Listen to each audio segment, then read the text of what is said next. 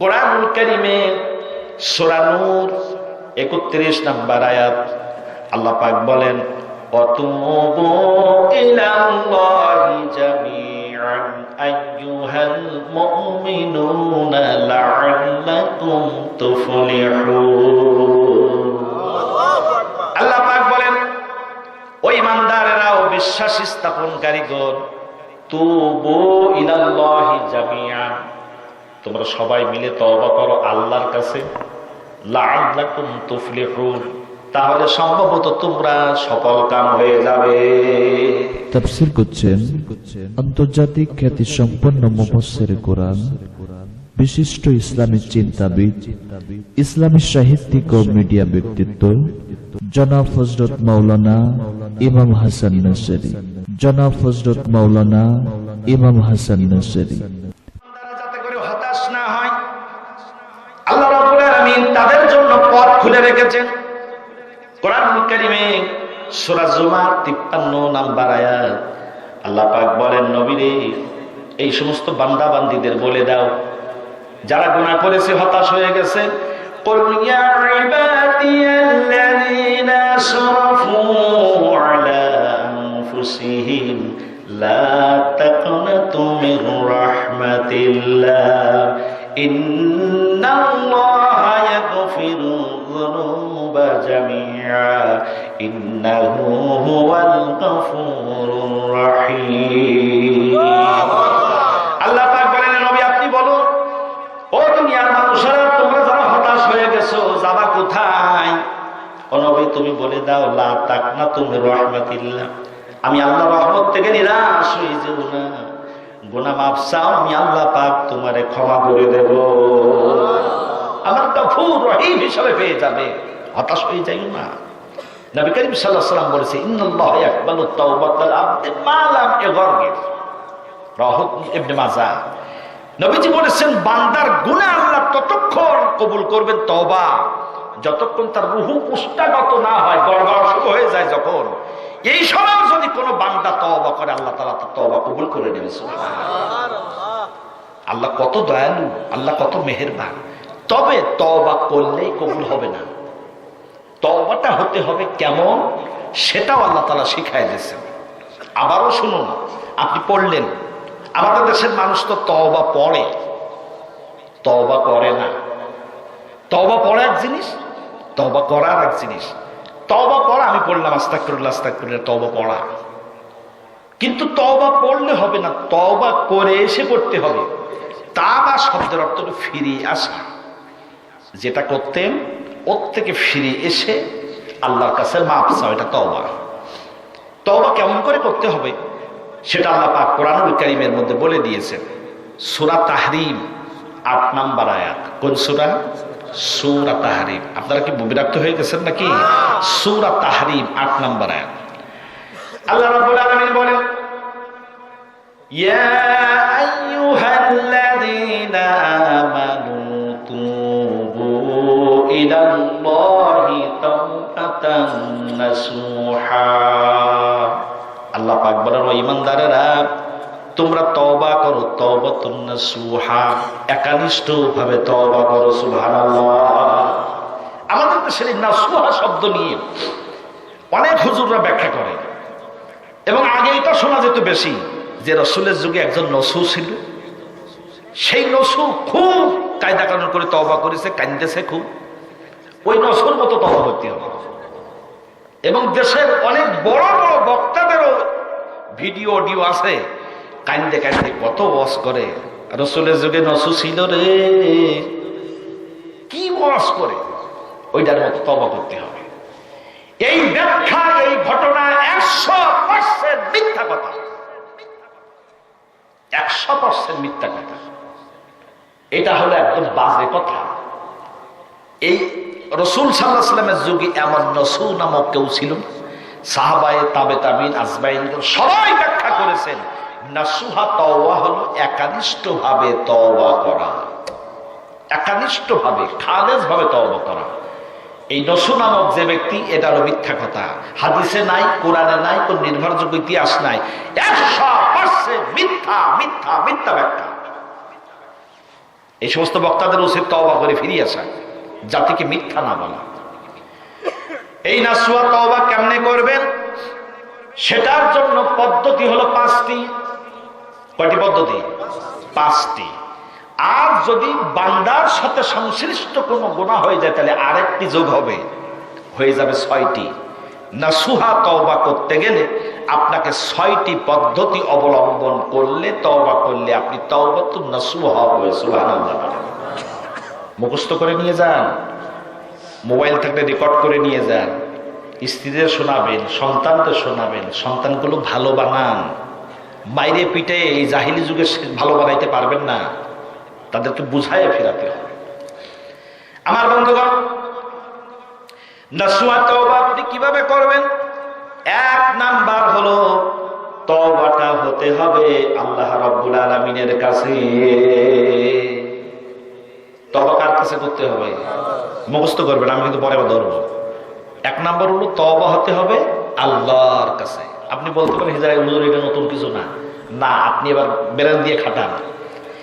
এই জায়গায় এসে মানুষের শিরকের মধ্যে জড়ায় যাচ্ছে। তওবাটা আমরা মানুষের কাছে করি না, আল্লাহর কাছে করি না। তওবাটা আমরা দেখবেন মানুষের কাছে করি। আসেন আগে কোরআনের দলিলটা নেন, তারপরে আমরা ব্যাখ্যায় আসি। আল্লাহ রাব্বুল আলামিন কোরআনুল কারীমে সূরা নূর 31 নম্বর আয়াত আল্লাহ পাক বলেন, ওয়াতুবু ইলাল্লাহি জামিআন আইয়ুহাল মুমিনুনা লাআল্লাকুম তুফলিহুন। আল্লাহ পাক বলেন, ও ঈমানদারেরা ও বিশ্বাস স্থাপনকারীগণ, তুবু ইলাল্লাহি জামিআন, তোমরা সবাই মিলে তওবা করো আল্লাহর কাছে, লাআল্লাকুম তুফলিহুন, তাহলে সম্ভবত তোমরা সফল কাম হয়ে যাবে। আল্লাহ তো শুধু তুবু বলে ছেড়ে দিতে পারতেন, কিন্তু ইলাল্লাহ বললেন কেন? তার কারণ আল্লাহ জানেন যে আমার বান্দারা বড় জায়গায় দেখলে হুবড়ি খাইয়া পড়তে পারে। আজকে আপনি লক্ষ্য করেন, মানুষেরা অধিকাংশ লোক বলে যে আমি অমুক হুজুরের কাছে তওবা করছি। আবার বোঝেন কথাটি, বলে যে আমি অমুক ইমাম সাহেবের কাছে তওবা করছি, আমি অমুক পীরের দরবারে যাই তওবা করছি, অমুক খাজা বাবার কাছে তওবা করছি। মানুষেরা বলে যে আমি অমুক পীরের কাছে যাই তওবা করছি, অমুক ইমামের কাছে তওবা করছি, অমুক খাজা বাবার কাছে তওবা করছি, অমুক মুয়াজ্জিনের কাছে তওবা করছি। আল্লাহ বলছেন তুবু ইলাল্লাহ, আল্লাহর কাছে তওবা করো। আপনি বলতেছেন আমি পীরের কাছে তওবা করছি। কেন পীরের কাছে তওবা আপনি করবেন কেন? হুজুরের কাছে তওবা করবেন কেন? হুজুরের কাছে যাবেন আপনি তওবার সিস্টেম শেখার জন্য। আবারও বুঝলেন, আপনি ইমাম সাহেবের কাছে আসতে পারেন, আবু বকর কাছে, মাওলানার কাছে আসতে পারেন, এসে আপনি বলতেন হুজুর আমার তওবাটা করতে হবে, কি করে দেখাই দেন, বুঝাই দেন। কিন্তু আপনি হুজুরের হাত ধরে যাই তওবা করবেন আর বলবেন অমুক হুজুরের কাছে যাই তওবা করছে, আপনি আর একটা শিরক করলেন। ক্ষমার মালিক আল্লাহ, আপনি আমারে বানালেন কেন? মাঝখানে পীরে বানালেন কেন? আর পীর, দরবেশ, খাজা বাবা, ইমাম যদি তাতে খুশি হয়, ওই পীর ইমাম সব মুশরিক হয়ে গেল। এবার কোরআন শরীফের আরেকটা দলিল নেন। আমরা যেটা করি আল্লাহ সেটা বলে দিয়েছেন, সূরা তাওবা 31 নম্বর আয়াত। আল্লাহ রাব্বুল আলামিন বলেন, ইত্তাখাযু আহবারাহুম রুহবানাহুম আরবাবাম মিন দুনিল্লাহ, তারা তাদের ওলি, দরবেশ, বুজুর্গ শ্রেণীর লোকগুলোকে আল্লাহর সমকক্ষ দাঁড় করাইছে। নাউজুবিল্লাহ। এবার আল্লাহর সমকক্ষ কেমনে দাঁড় করালো?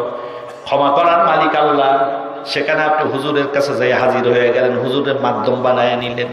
আল্লাহ বলছেন আমি তোরে ক্ষমা করব, তওবা কবুল করব, তুই পীরের কাছে গেলি কেন, হুজুরের কাছে গেলি কেন, খাজা বাবার কাছে গেলি কেন? মাধ্যম বানায় নিলেন। এই জন্য খবরদার, যা করেছেন করেছেন, তওবা করবেন। আজকের থেকে সিদ্ধান্ত নিবেন তওবা করবেন কার কাছে? আল্লাহর কাছে। 1 নাম্বার গেল। 2 নাম্বার হলো আপনি যে গুনাহ করেছেন সেই গুনার জন্য আপনার লজ্জিত হতে হবে। আরে কি গুনাহ করেছি, দুনিয়ার কোনো মানুষ দেখে নাই, কিন্তু আমার রব আমার দেখে ফেলেছে। ঘরের মধ্যে দরজা দিয়া কি কাজ করছেন কেউ দেখে নাই, নিজের স্ত্রীও জানে না। হোটেলের মধ্যে যায়া রুম ভাড়া নিয়া এখানে বাড়ি কক্সবাজার চলে গেছেন, কি কাজ করছেন কেউ দেখে নাই, এলাকার মানুষও দেখে নাই। কে দেখেছেন? সবাই বলেন কে দেখেছেন? মনের মধ্যে লজ্জা হতে হবে যে যিনি আমার দেখেছেন তিনি তো আমার বিচার করবেন। কত বড় একটি লজ্জা! সেই রবের সামনে দাঁড়ায় আমি আল্লাহর সামনে হাজির হয়ে আমার গুনার হিসাব দিতে হবে, নিজেকে লজ্জিত হতে হবে, অপমান বোধ করতে হবে। অপমান বোধ আর লজ্জিত যদি আপনি হন, আল্লাহ রাব্বুল আলামিন কত দয়ালু দেখেন। আল্লাহ রাব্বুল আলামিন আপনার উপরে বেশি করে রহম করবেন। সুবহানাল্লাহ। ওয়া ইন্নী লাগাফফারুন লিমান তাবা ওয়া আমানা ওয়া আমিলা সালিহান সুম্মা ইহতাদা।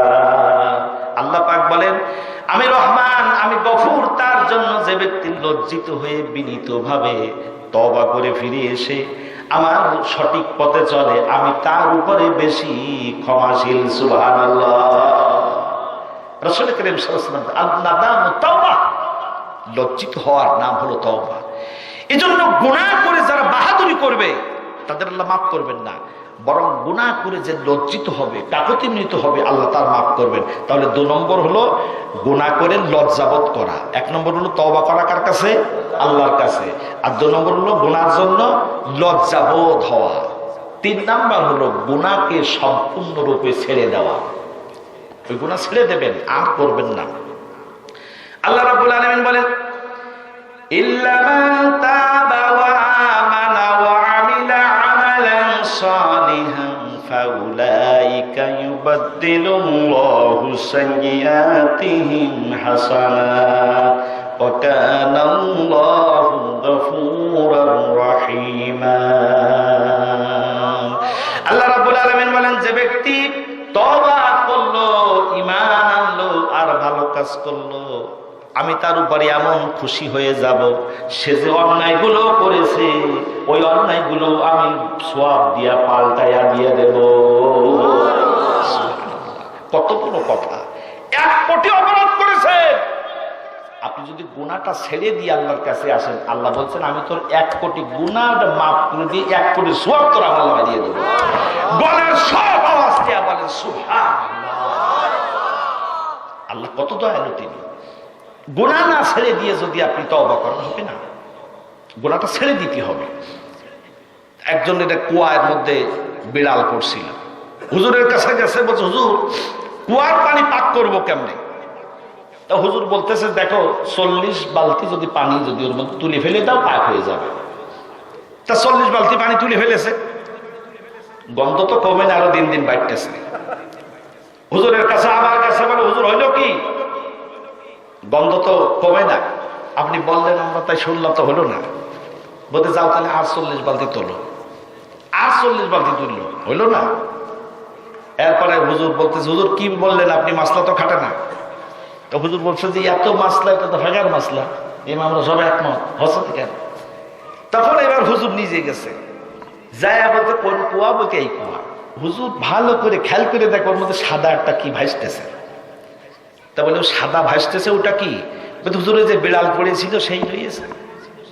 তাহলে বেটা তোর বিড়াল যেটা মরিয়ে পড়িয়েছে ওটা তো তুলে ফেলে তাই 40 বালতি পানি ফেলবে। বিড়াল রয়েছে ওর মধ্যে, তোর পানি পাক হবে কি করে?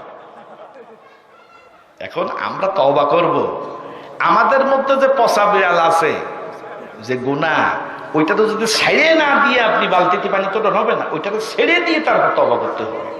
তাহলে 3 নাম্বার হলো যে গুনাহ করতাম সেটা ছেড়ে দেব। 4 নাম্বার হলো আর ওই গুনায় ফিরে না যাওয়ার জন্য দৃঢ় সিদ্ধান্ত নিতে হবে। আমাদের দেশের অনেক মানুষ আছে বলে এই কাজটা করে নি তারপরে হজ করি আসবানে, মেয়েটা বিয়ে দিইনি তারপর দাড়ি রাখবানে। তার মানে সে জানে দাড়ি কাটা গুনাহ, তারপরে পরিকল্পিতভাবে দাড়ি কাটতেছে।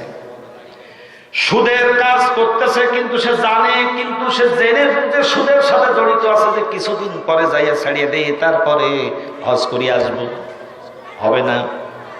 আপনার ওটাকে যে গুনাহ আপনি ছেড়ে দিয়েছেন আর ওর মধ্যে যাবে না। কোরআনুল কারীম আল্লাহ পাক সূরা ইমরানের 135 নম্বর আয়াত আল্লাহ পাক বলেন, ওয়ামাই ইয়াগফিরু যুনুবা ইল্লাল্লাহ ওয়া লাম ইউসিরু আলা মা ফাআলু ওয়া হুম ইয়ালামুন।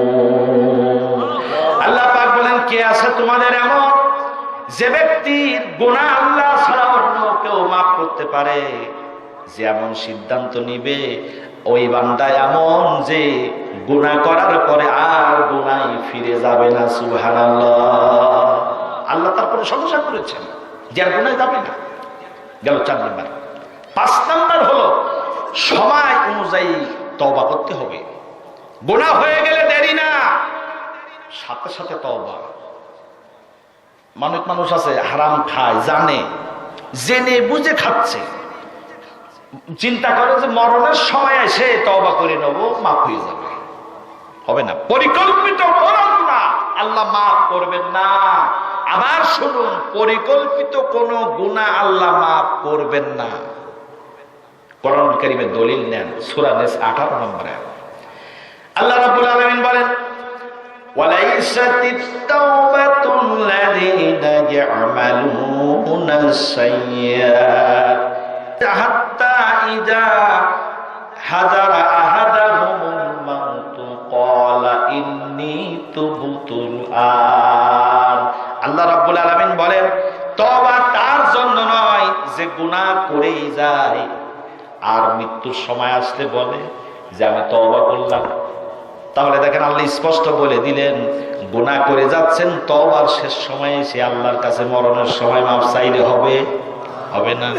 সুতরাং এই 5টি পদ্ধতি অবলম্বন করে আল্লাহর সাথে গুনাহ মাফ চাইবেন। এরপরে বান্দার সাথে যদি কোনো গুনাহ হয়ে থাকে, আল্লাহর কাছে শুধু মাফ চাইলে হবে না, বান্দার কাছে মাফ নিতে হবে। আমাদের দেশের বহু মানুষ আছে লোকের জমি ফাঁকি দেয়া মসজিদে যাইয়া টাইলস দান করে, আছে না বহু মানুষ? মেয়ের জমি ফাঁকি দিয়েছে, মেয়ের জমি ফাঁকি দিয়া হজে যাওয়ার সময় মেয়ের একটা শাড়ি কিনে দিয়া মাফ চাইয়া নিয়ে কাবা শরীফে চলে যায়। ফেরেশতারা মনে করে, বাবা তোর ওই টাকাগুলো খরচ করা বাদ দিয়ে বোম্বে গেলে ভালো হতো। তুমি গুনাহ করেছেন, মেয়ের জমি ফাঁকি দিয়েছো, তুমি সেইটা না দিয়ে যাচ্ছ কাবা শরীফে, কি জন্য গেলে? ভাইয়ের জমি ফাঁকি দিয়েছো, সেইটা না যাও নাই, আল্লাহর কাছে তওবা করতে হবে না। বুখারী শরীফের হাদিস, তিরমিজি শরীফের হাদিস, তিরমিজি শরীফের হাদিস 2418 নম্বর হাদিস। অ্যান্ড্রয়েড অ্যাপ, এখনই সার্চ দিলে এখনই পাবেন। হাদিসে অ্যাপসে ঢুকে এখনই সার্চ দিলে এখনই পাবেন। তিরমিজি শরীফের হাদিস, এটা হলো 2418 নম্বর হাদিস। রাসূল করিম সাল্লাল্লাহু আলাইহি ওয়াসাল্লামের সাহাবী হযরতে আবু হুরায়রা রাদিয়াল্লাহু তাআলা আনহু বর্ণনা করেছেন, সাহাবীরা, প্রকৃত দেউলিয়াকে তোমরা কি জানো নাকি? সাহাবায়ে কেরাম বলতেছে, হুজুর, দেউলিয়া হলো সেই ব্যক্তি যার নগদ টাকা নাই, সম্পদ নাই, ওই হলো দেউলিয়া। আল্লাহ রাসূল বলছেন, না, সে দেউলিয়া না। প্রকৃত দেউলিয়া হলো ওই লোক যে লোক কিয়ামতের দিন নামাজ, রোজা, হজ, যাকাত, বিভিন্ন জিকির আজকার, তাসবিহ, তাহলিলের সওয়াব নিয়ে আসরের ময়দানে হাজির হয়ে গেল। তার সাথে কারো সে গালি দিয়েছে, হত্যা করেছে, কারো ফাঁকি দিয়েছে, সেগুলোও নিয়ে হাজির হয়ে গেল। লোকটি যখন বসে থাকলো, তখন যারা তার কাছে পাবে তারা কেউ তার নেকি নিয়ে গেল, আর একজন আসলো, সে কিছু নেকি নিল, আর একজন কিছু আসলো, সে কিছু নেকি নিল। নিতে নিতে লোকের পাওনা সব শেষ হয়ে গেল, তাও লোকের পাওনা আছে, নেকি শেষ হয়ে গেছে। এরপরে লোকেরা তাদের বাধ্য করলো তার গুনাহগুলো নেওয়ার জন্য। লোকের নেকি কাজ তো শেষ হয়ে গেল, পরের গুনাহগুলো নিল। সর্বশেষ আল্লাহ রাব্বুল আলামিন তাকে জাহান্নামে দিল। এই হলো দেউলিয়া। গায়ের রং কিন্তু খাড়া দিয়ে উঠার কথা। সেই হলো গুনাহ, সেই হলো দেউলিয়া, সেই হলো দেউলিয়া।